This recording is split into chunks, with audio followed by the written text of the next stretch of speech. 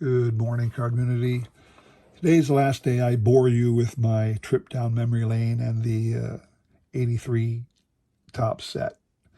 But it's what I have when I'm on a vacation so I can go to sleep and not wake up until midnight. Something like that. So Dick Davis on the Pirates. Don't know anything about Dick Davis. Larry Christensen on the Phillies. He was around the Phillies for a long time and he was just pitiful. I mean, he's so mediocre. I don't know why the Phillies kept him around. Maybe because he didn't ask for a lot of money. I don't know. He's still, um, he's one of those guys he's beloved for the Phillies now because he's part of the World Series team in '80. But yeah, he was never any any good really. Mike Squires, I barely remember. Jerry Mumphrey, I remember with a lot of different teams over the years. Lenny Fado. Lenny Fado. Who is Lenny Fado? No idea who Lenny Fado is. Popped up here and there with the Twins organization a couple years. Lenny Fado, the shortstop. All right. Jim Cott, newly inducted Hall of Famer with the Cardinals. Looks like he got himself a World Series ring then, didn't he?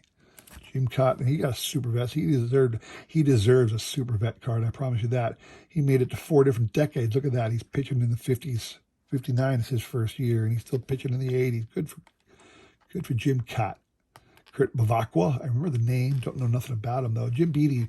I remember Jim Beattie being another one of those pitchers. He could have had a dang super vet card because he was around forever. This is early in his career, but Jim Beattie, I just remembered him in all my card sets every year. He would be somewhere, pitching somewhere.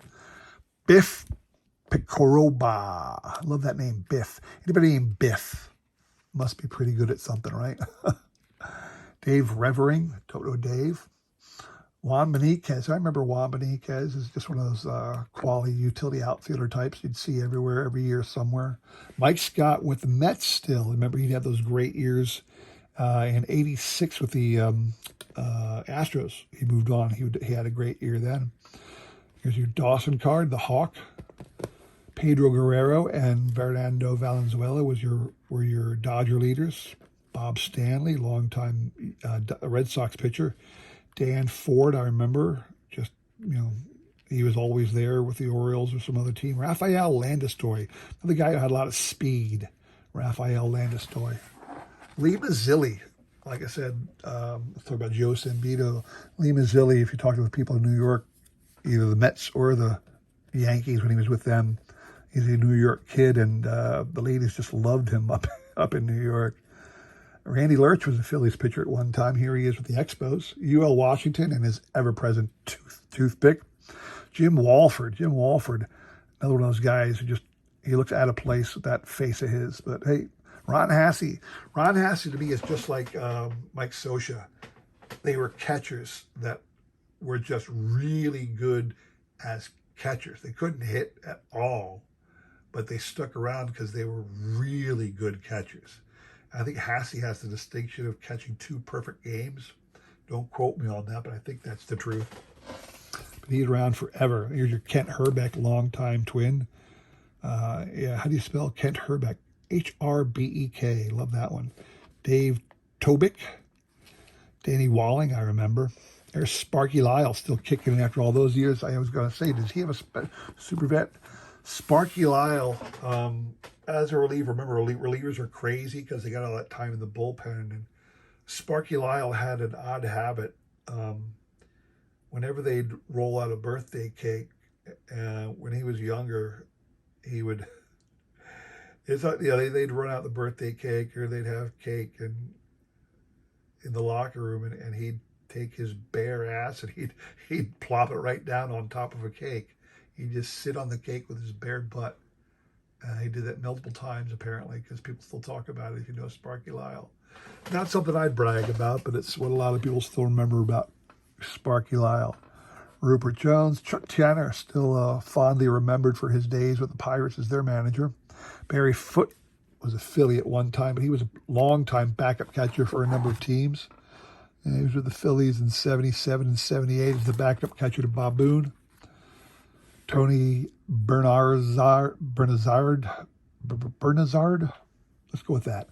Lee Smith, his second year at the Cubbies, on his way to a Hall of Fame career. Keith Hernandez, who's a borderline Hall of Famer. I just heard that he's having his number retired by the Mets this season, which is a good thing. Keith deserves some more recognition. I remember one of the things they talked about Keith Hernandez was the way he charged a bunt, because Keith had no fear at all, and when the person squared down to bunt and he knew it was going to first base, because he had a guy at second, and they're trying to, well, they tried to push the ball to third base to make the third baseman cover, but the second the guy squares away, Keith's charging down the line from first as fast as he can. And there were a number of times that he'd pick the ball up. The second it hit the ground, he was so close, it was almost like he was the dang batter's box. He grabbed that ball and throw it to first. There was a number of times where he caught the ball off the bat because he was so close to the plate when the ball actually got bunted because of the way he charged to bunt as a first baseman. Keith Hernandez was a fantastic defensive first baseman. He was an okay hitter, but defense is where he excelled. And I remember he got co-MVP honors with Willie Stargell in '79. The vote came out tied for those two, so they were co-MVPs. Now you get on to the league leaders, and starting with the batting leaders, Willie Wilson led the league in batting in the American League, and Al Oliver in the National League. Your home run leaders, is one of those few times Mike Schmidt didn't lead the league in home runs. Dave Kingman did.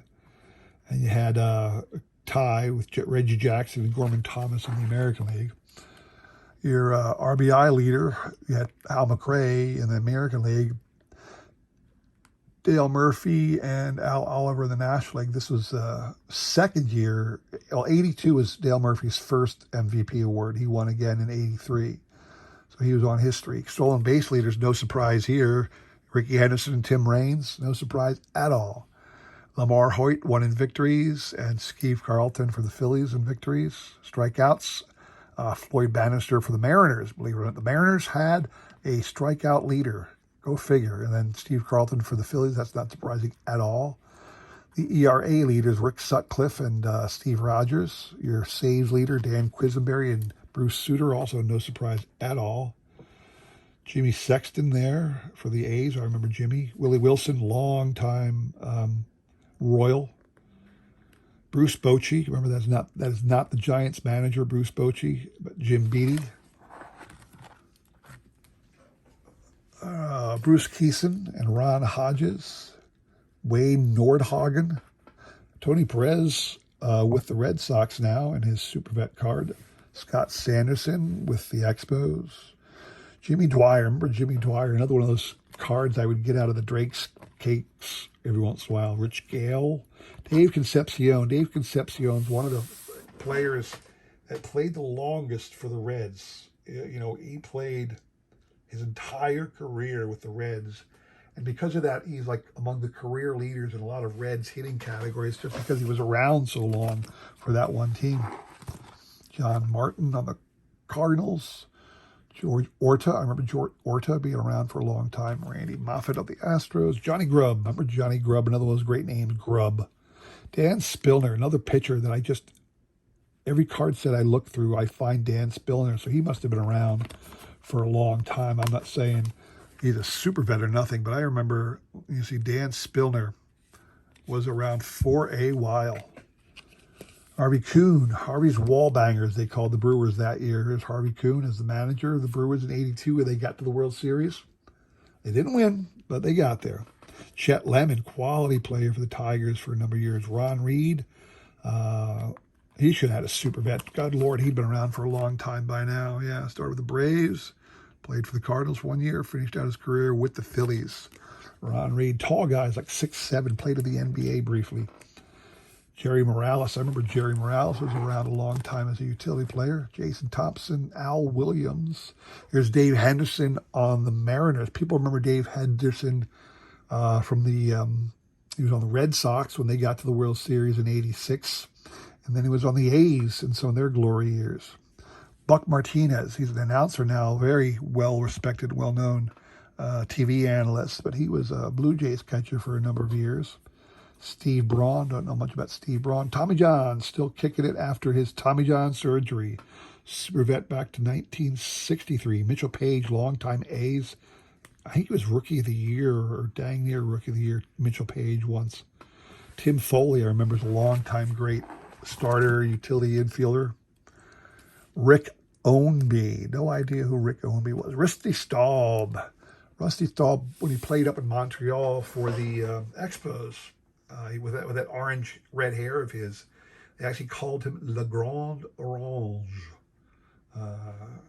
Talk to Kevin over at Kevin's Budget Card Break, see if he remembers Rusty Staub on the Expos. Rusty Staub was around a long time for a bunch of different teams, but borderline Hall of Famer.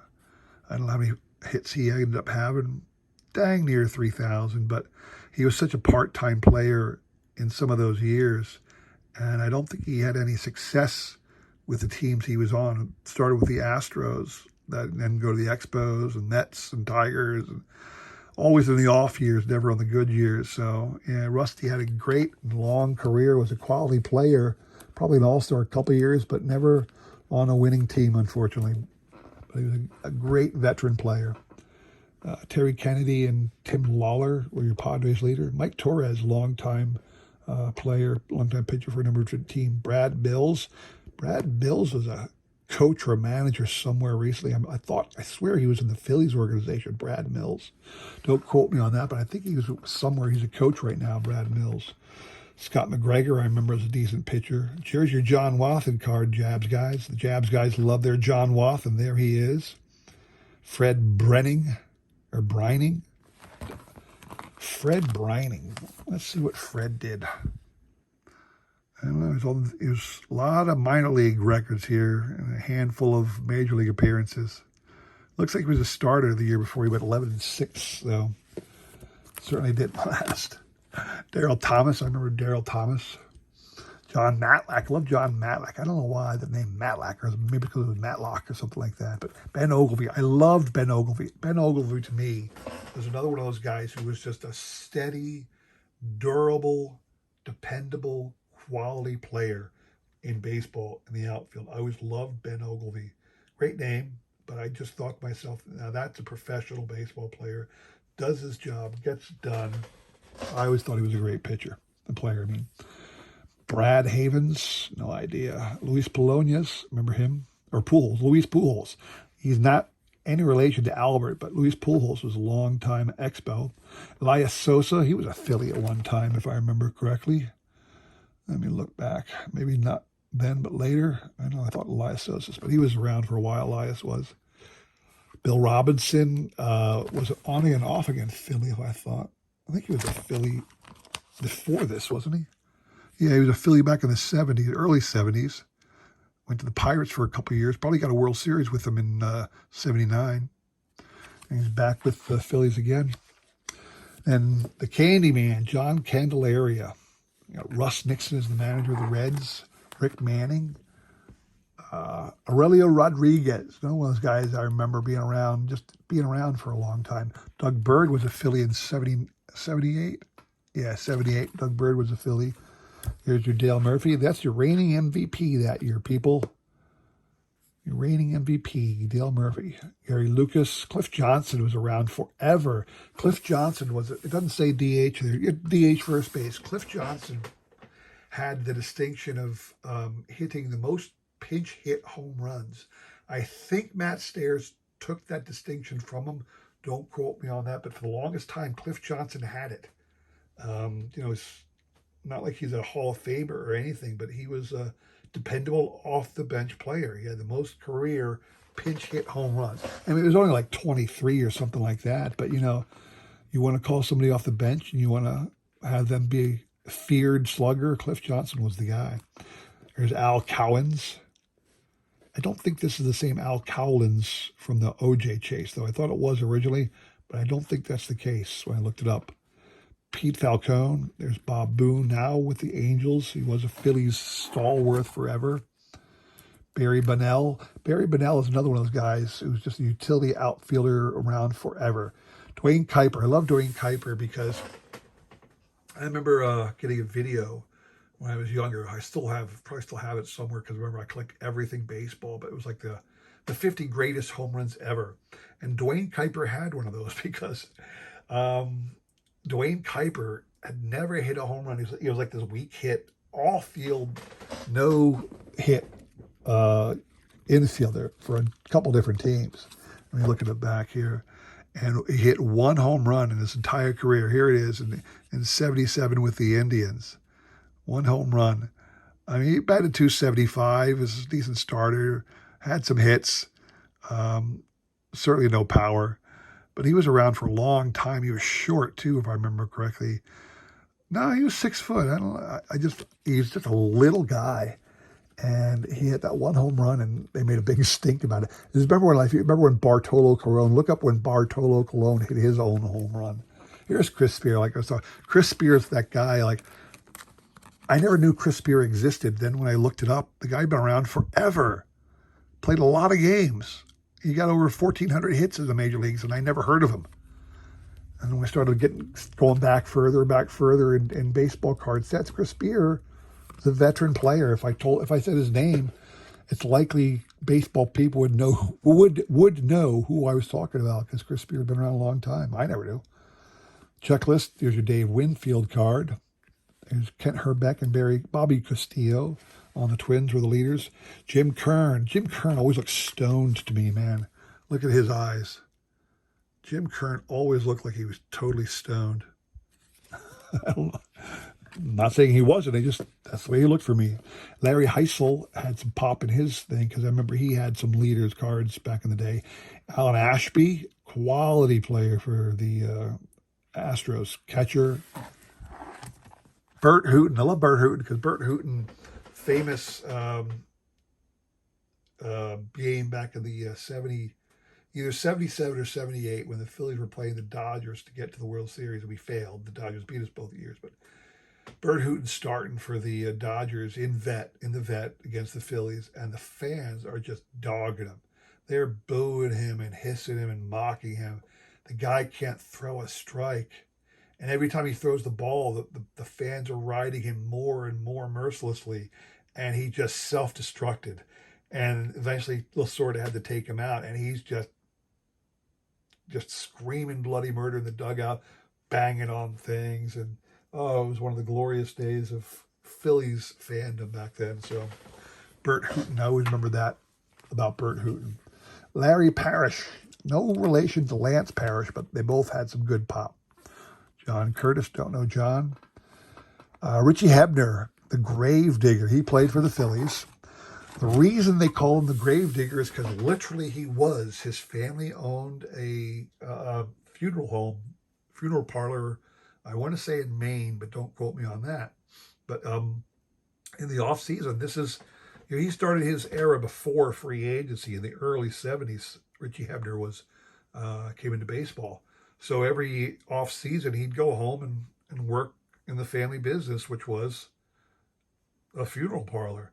And now, when I say he was a grave digger, I don't think he actually, by the 70s, they weren't using shovels anymore. They were using small backhoes to dig the trenches, to dig the coffin holes. But Richie Hebner was a grave digger, and that was the name that he got, the grave digger. Rick Waits, don't know nothing about Rick. Gary Matthews, we called him Sarge, still has that nickname with the Phillies. He was MVP of the 1983 National League NLCS, where we stuck it to the Dodgers to finally go back to the World Series. He was a TV announcer briefly for the Phillies back in I want to say after the team had fallen apart. So after the 2011 season, he was a Phillies broadcaster from 2000, let's say 14 through 2019, maybe in that era. So he was there. Still is probably around the Phillies organization here and there. I know his son was up for a while. I don't know if Gary Matthews Jr. is still up or not.